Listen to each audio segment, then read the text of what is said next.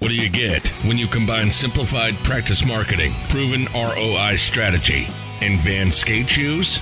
You get Mark Thackeray, of course. So lace up, grab your green smoothie, and get ready, because this is Dental Marketing Secrets. And this is Mark. What a great day, my friends, and welcome back to yet another episode of the Dental Marketing Secrets podcast, where, as you know, our whole goal is to provide you with tools and tactics and techniques to help you grow your practice so that you can serve more patients and ultimately leave a greater impact, because that is what it's all about, my friends. My name is Mark Thackeray. As always, so excited to be here with you. I just love doing these podcasts. You know, I get so much out of it from talking with other industry experts. It's such a joy for me. I love sharing marketing, as you know. And today is no different. I have a great interview for you. I interview Angela Byrnes, who's the Director of Client Services over at Roadside Dental Marketing. And Angela's awesome. We dive into the topic of online reputation and specifically the topic of reviews. There's a lot to cover when it comes to reviews, why they're important, how they're connected to your overall brand, how do they affect SEO and visibility. And we get into all of that. So you're going to want to listen in and take some notes. Lots of great tips here from Angela. Now, let me tell you a little bit about Angela. She loves efficiency. And one of her goals is to simplify solutions for her clients. And she's a seasoned veteran of the dental industry, has been in dental for 23 plus years, leading high production at multi-doctor practices. Eventually, she honed in on her passion for practice management and consulting, and then naturally gravitated towards Roadside due to their specialization in dental marketing. In her years with Roadside, Angela has helped transcend all previous profit margins at rates her clients never thought possible. She problem solves intimidating challenges with interactive, easy, and rewarding action plans. Simply put, Angela loves to share her marketing knowledge, tools, and expertise to help dentists grow their practices. Just like me, she loves to do this, and she has some great insight to share. So without further ado, let's jump into the conversation with Angela Byrnes. All right, Angela, welcome to the show. So excited to have you. Thanks for coming on. Thank you for inviting me. Yeah, you bet. I'm excited. We're going to be diving into online reputation and what that all is. And we have a number of different questions to ask you. But first, I know you're a seasoned veteran in the dental industry. So take a minute and talk about your experience in the dental industry. Absolutely, yes. As long as nobody does the math to figure out my age when I admit that I spent 21 plus years in the dental field before joining the marketing portion of it. So I've been around for a bit. But yeah, really, I've done many of the roles, wore many of the hats in a dental practice, as many people in practices do. Started out kind of in the back end doing sterilization and basic things, was trained dental assisting, did that for years. Ended up moving up front, which was, a promotion or a demotion, depending on the day. And eventually ended up managing several different practices, including multi-specialty practices with several providers. And then I went into consulting. And from there, I went into the dental marketing field. So I've kind of touched a little bit of all of it. So I've been around a bit. Oh, that's awesome. And I love starting with that too, because I want people to understand that you know what you're talking about, not only from a marketing standpoint, but you also from a practice standpoint, and I think that's the real world analytics. Yep. I know, right? Exactly. It's not just theory, people, but it's, it's based on actionable, actual experience. And so I love hearing that, and so, well, and like I mentioned before, so we're going to be talking about your online reputation, how to generate more reviews, but help us understand a little bit, because I have this conversation quite a bit with clients as well. And what is the importance of reviews, of your online reputation? Well, let's start there. How do you define online reputation? So that is kind of a bigger scope. Online reputation includes your reviews. It also includes all the kind of the places that people see you online. So reviews are a piece of it. Your social media accounts are a piece of it. Obviously, your website, your marketing materials are all part of it. So basically, your online reputation encompasses everything that a person might see you digitally, but really what we're digging into is the reviews or the reputation portion of it, which definitely comes from what people are saying about your practice, not just what you're putting out, but kind of what they're giving back. So that's a really important feature to be looking at, is what others are saying about you. Yeah, and that's something I say all the time, is that what someone else says about you is infinitely more important than what I can say about myself. What someone else says, Right. I sorry, I butchered that, but what someone Yeah. else says about me, is way more important than what I say about myself. Right. And And we're going into 2021, and really everyone is looking you up digitally. So, a lot of practices will hear them say, well, word of mouth referrals is still our strongest referral source. Most of our patients come from word of mouth referrals. And that may still be the case, but 9 out of 10 people who have a word of mouth referral have first looked you up digitally and looked at your reviews and looked at your online presence to see if what their friend or coworker said matches online. So nobody takes just a word of mouth referral on its own anymore. Everyone is looking you up online. So it is really important to make sure that reputation matches what's being maybe verbally said about you. yeah, and that's a great thing to remember, is that, yeah, even with word of mouth referrals, they Mhm. are taking that extra step because it's easy to do, and they Yeah. want to make sure that if I'm investing my time, carving time out of my day to go into a practice, then I want to make sure this is really a good fit. It's worth my time. Absolutely. And it also has a difference in how visible you become. So I know we'll get into that a little bit later, but not only is it important because people are using it as part of their decision making process, but it also has a ranking factor. So it also plays into how visible you even are long term. Yeah, yeah, absolutely, absolutely. So let's talk a little bit about how your online reputation is connected Mhm. with your practice and your practice brand. Can you speak to that for a little bit? Yeah, what I find that sometimes there's a little bit of a disconnect where a practice may have an amazing um, actual physical brand. So, they have great patient experience, they have great procedures, their patients love them, but then their online presence is really dated. Their website doesn't represent anything that's current. They're not getting reviews. They're kind of stuck back from 20 years ago, and they think that that's not going to impact them because the patients that are actually walking in their door, they see a different view or have a different reputation.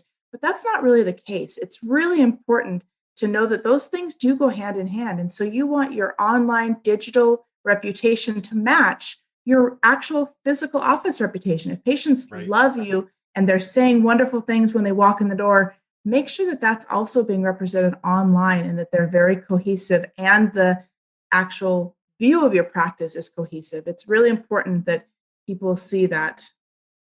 No, I agree too, and that's something that I preach a lot with, with my clients, is that make sure that the internal reality of your practice matches your outside perception, Yeah.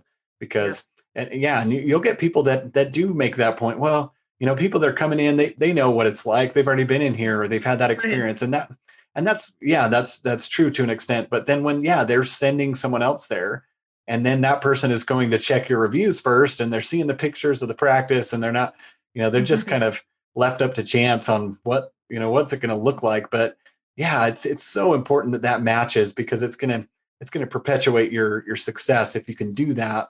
But also just to give people an expectation, and to set that Right. expectation so that when they come in, they're not worried. They're not like, well, where do I go from here, or how do you guys handle this, or this or that. And so it makes it a very seamless experience.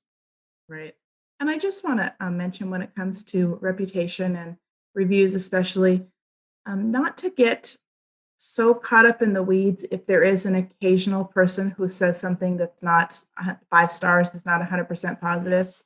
Because if you're getting a regular influx of reviews, people recognize that it's authentic, that you're going to have a customer, a patient, a client, whatever your business is, that is occasionally going to be unhappy.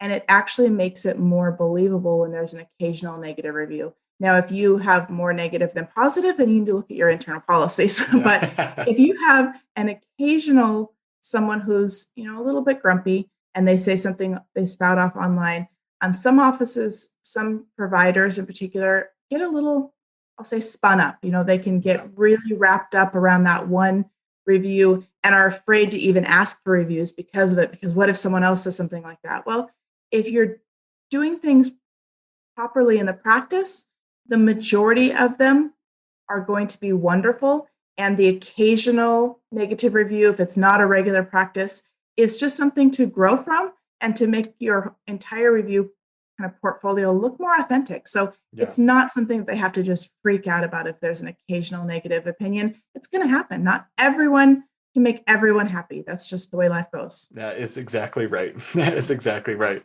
So Angela, in that circumstance, when that comes up, because most likely it will, like you said, we're just, we're not the perfect fit for everyone, and sometimes I get the feeling that practices can feel obligated if someone walks in the door that, well, I should treat them, even though they might have some hesitation inside, in their chest, thinking, oh, it's not this person, but they treat them, and maybe it's not the best fit. And so that person goes online, leaves a negative review. What do you coach your clients to do in that circumstance? Well, that's where we have to be very careful and particular about respecting HIPAA violation.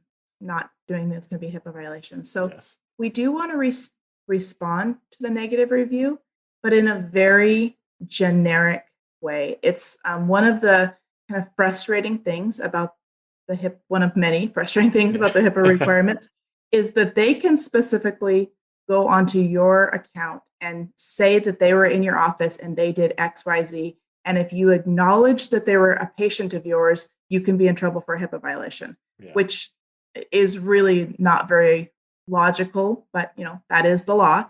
So in those cases, especially, you'd want to respond with something like, we're sorry you had a negative experience. Our office's policy is blah, or we strive to, or our goal as a practice is this, and restate what your intentions are, not defend yourself. That says, well, you came in 40 minutes late and that's why you couldn't be seen. You don't want to respond to them directly acknowledging them as a patient.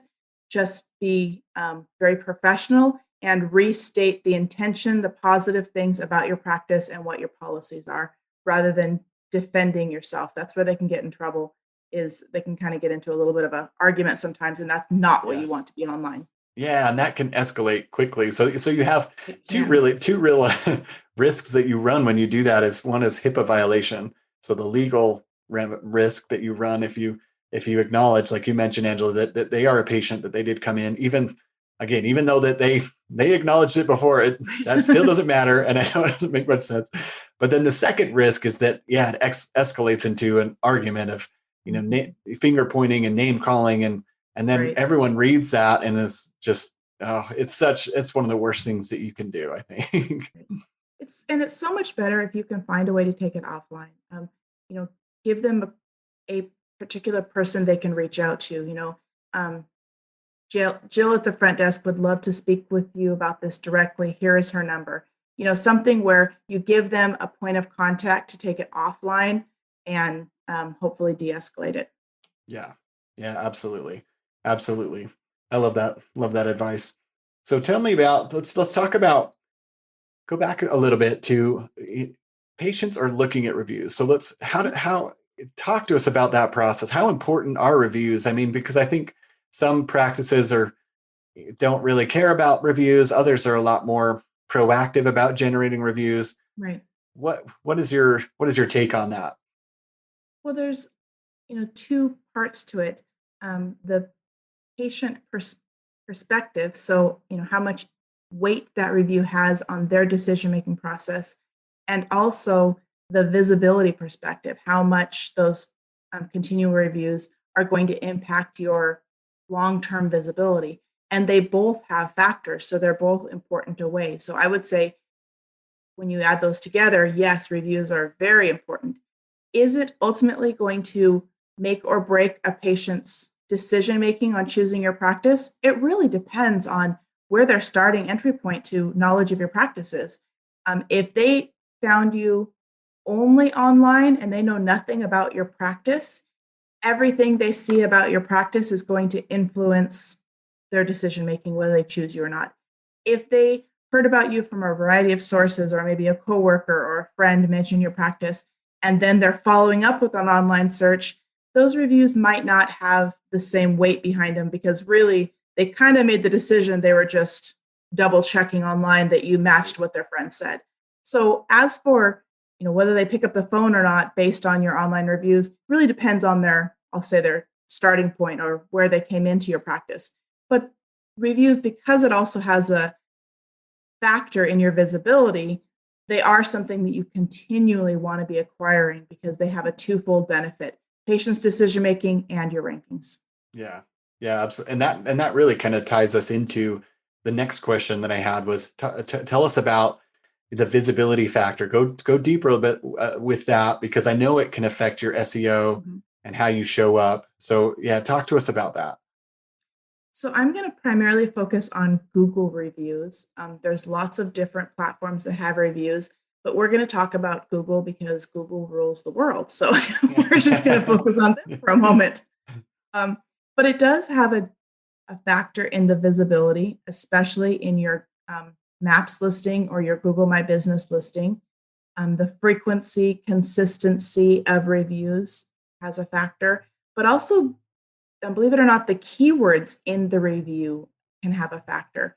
So if you're trying to rank for let's say you're on the border of two adjoining cities and your physical location is in city A and you want your visibility for city B to become more relevant, getting reviews from patients in city B is actually going to help your visibility and your ranking because it kind of part of the algorithm makes Google realize, oh, they do actually see patients in city B, even though they're not technically located in it based on their address.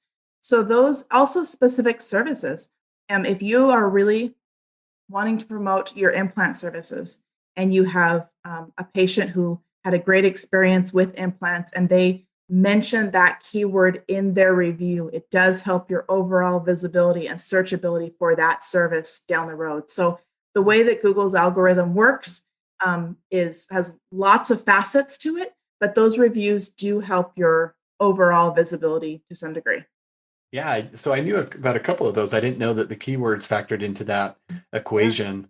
And that's really interesting. So you're saying that and I love that example where someone's maybe on the border, the city border, and because I have a number of clients that fit this description to a Yeah. T, where they could be categorized under almost any of these three cities.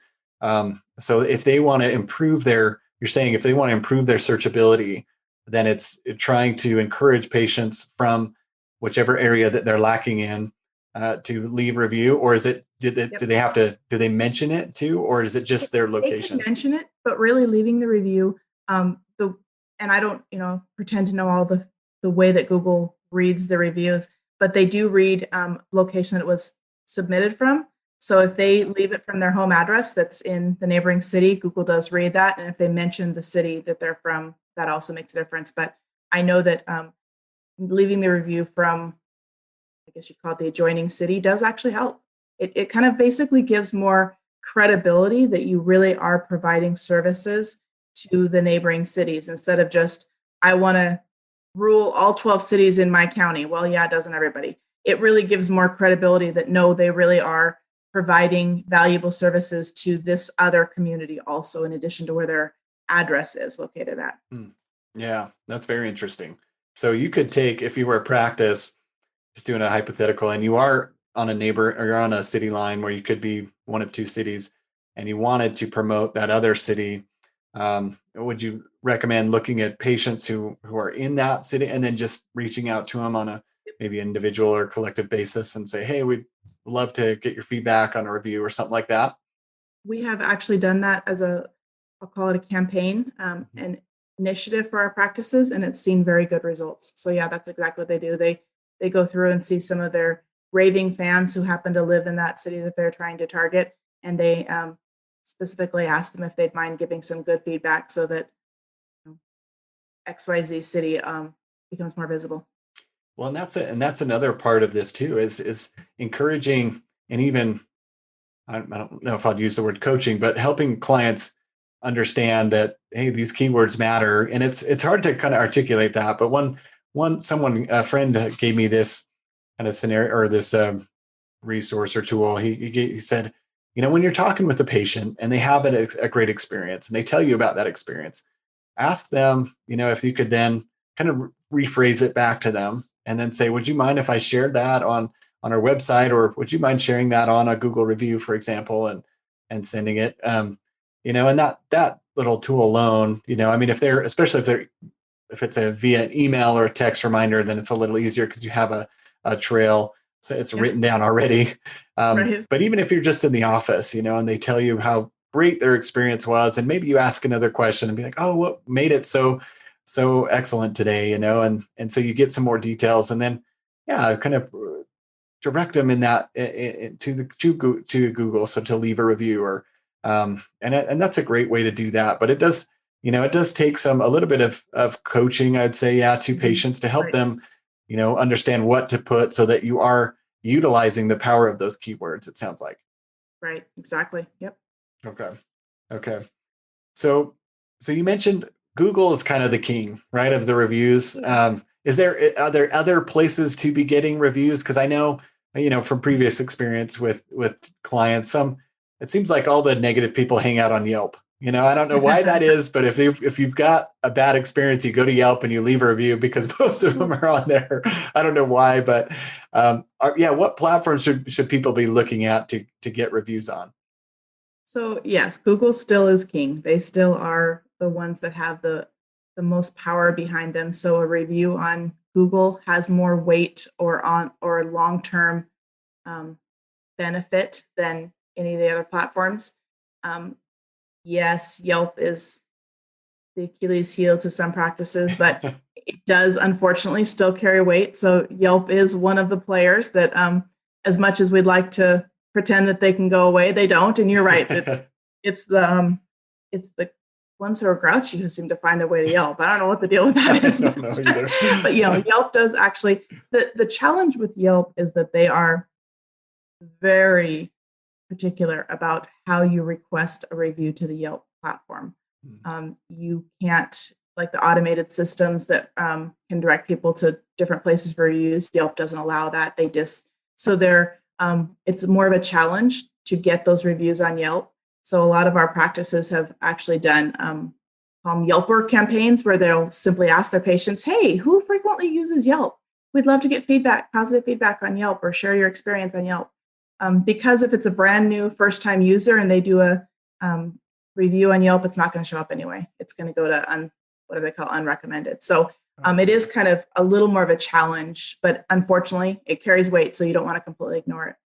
In years past, Facebook had a lot more power behind them, but since they changed their system to recommended instead of a rating system, they actually lost some credibility, I'll say, in the game. They lost some of their play in the overall algorithm. So they don't have as much beef behind them as they did when they used to go to the star system a few years ago. Yeah.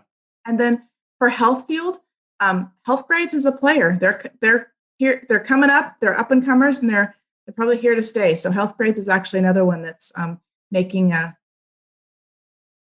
impact in the rankings and in the visibility. So Health Grades is another one. Okay.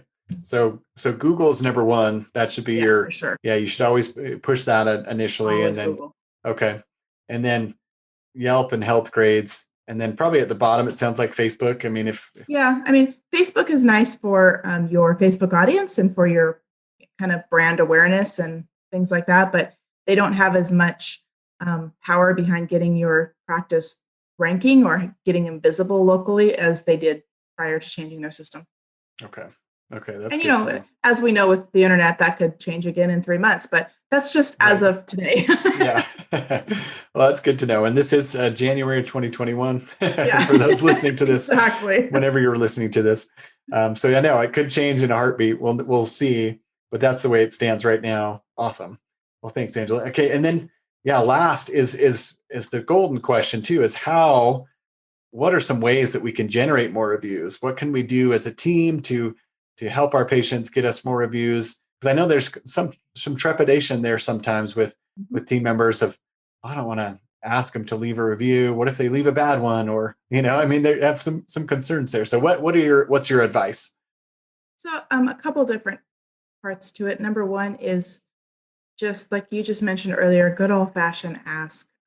When you're having those conversations in the operatories, when the patient's complimenting the wonderful service they received, when they're talking about how much they just love their hygienist and how much they're so comfortable at doctor's practice, and it was the most painless dental appointment I've ever had. This is just amazing practice. Just simply asking them to share their experience online so that other people can benefit from it. Patients are often willing to share a good experience, and you just have to remind them because they just get busy and forget.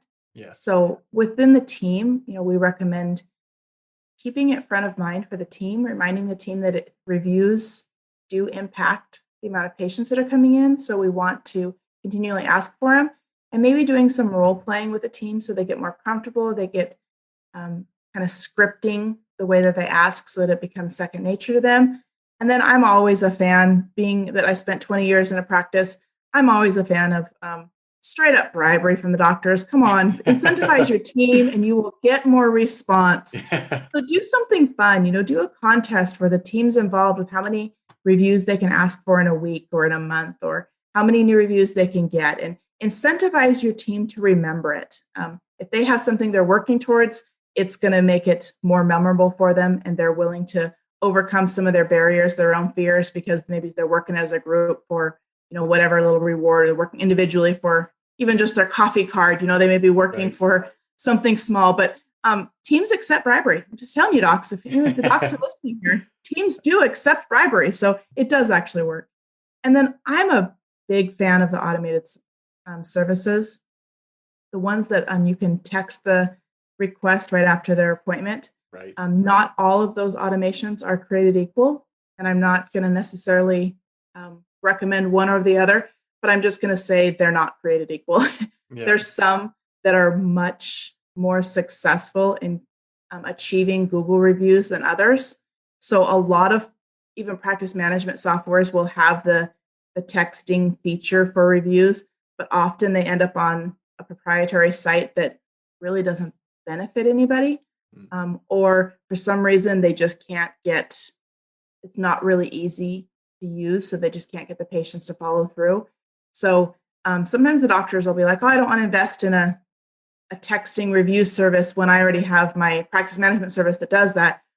My response to that is, how's it working for you? And if the answer is it's not, we're not getting Google reviews, then are you willing to try something different?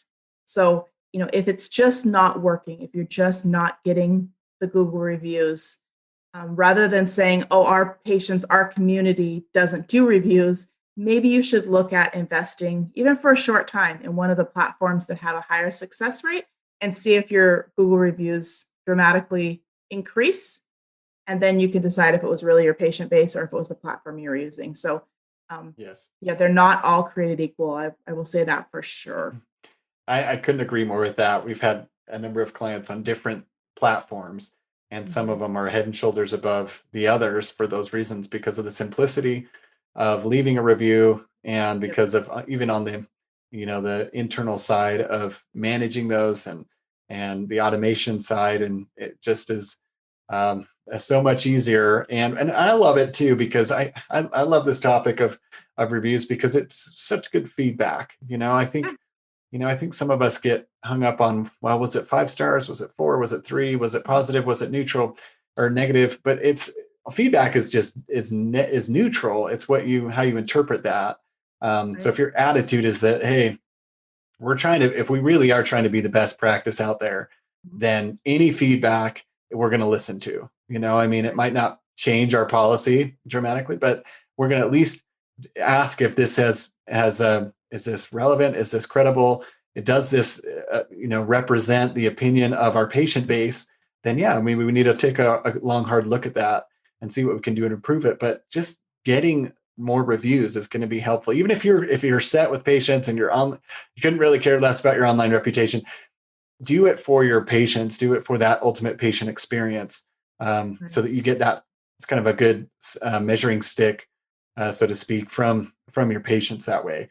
And I love what you said too, Angela, is just with the I wrote it down. So just asking, and then incentivize, and then automated service. I love the incentivize, because Yeah, you don't realize how little sometimes we need to get going on Right. something like it. I mean, it could, like you Right. said, it could just be for a free coffee, it could be for a free drink. Then that's all it can take, to sometimes move the needle. So great suggestions. Anything else that you would add to those? No, I think that's the biggest ones. And just taking an honest look at how your reviews are going. Not only looking at how, let's just start with Google, looking at your Google My Business. How many reviews do you have? How current are they? How regularly are they coming in? And then pull up the people who are in your area outranking you and look at their Google My Mm, Business reviews and see how many they have and how frequently theirs are coming in. And if yours are drastically behind, it's time to do something different. So, a little friendly competition is always beneficial. So, if you're trying to find out why is my phone not ringing as much as Dr. Joe down the road, well, what is Dr. Joe doing that you're not? What is he accomplishing? What is he getting in terms of reviews that you're not? And how can you fix that? What do you need to invest in via your office, your team, your platform, your energy, focus? What is it that you need to invest in to fix that and become more competitive? And so it's all just going back to being realistic about where you're starting with and what your goals are and how you're going to get there. yeah, I love that. I love that. And you see tremendous benefits from it, like we've outlined, from a patient standpoint or patient experience standpoint, from, the visibility and searchability. One last thing for you, Angela, is tell us a little bit about the Google Map pack. You mentioned that a little bit. How, and because, yeah, a lot of times if maybe you're a newer practice and there's already established ones in the neighborhood, and someone types in dentist in Salt Lake City and you're not showing up, but other people are, what are some of those, review some of those factors that go into how you show up higher on that. So, again, they have their, sorry, I have sirens going behind me. They have their own algorithm or their own, mysterious signals that they determine what shows up. But some of the things that they've published that we know are factors are your actual business listings. So the consistency of your name, address, and phone number being consistent in the online directory. So, the old fashioned white pages, well, those are now online. So making sure that your name, address, phone number is very consistent. But then on your actual Google My Business page, is it optimized? And are all of your services listed properly? Does it have everything up to date? Does it have photos of the office? Does it have a consistent influx of reviews?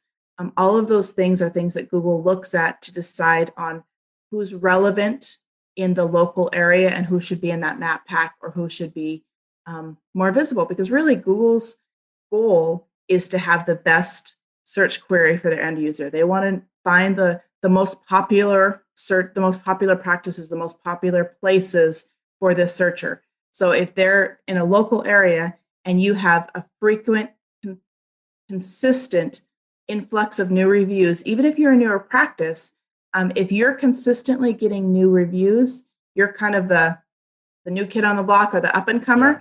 You may be taking the place of someone who's been there for 20 years, but they haven't had a review, or they've had a handful of reviews in the last 3 years because they've just got complacent.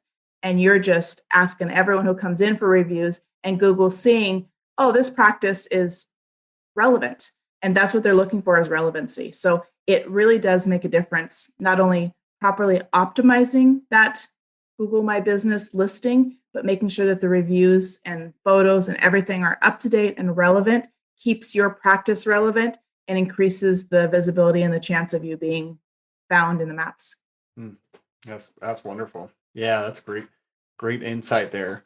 Well, Angela, hey, thank you so much for spending time with us today. I know you're Absolutely. busy, but if anyone wants to get in touch with you or learn more about what you guys do at Roadside Dental Marketing, what is the best way to do that?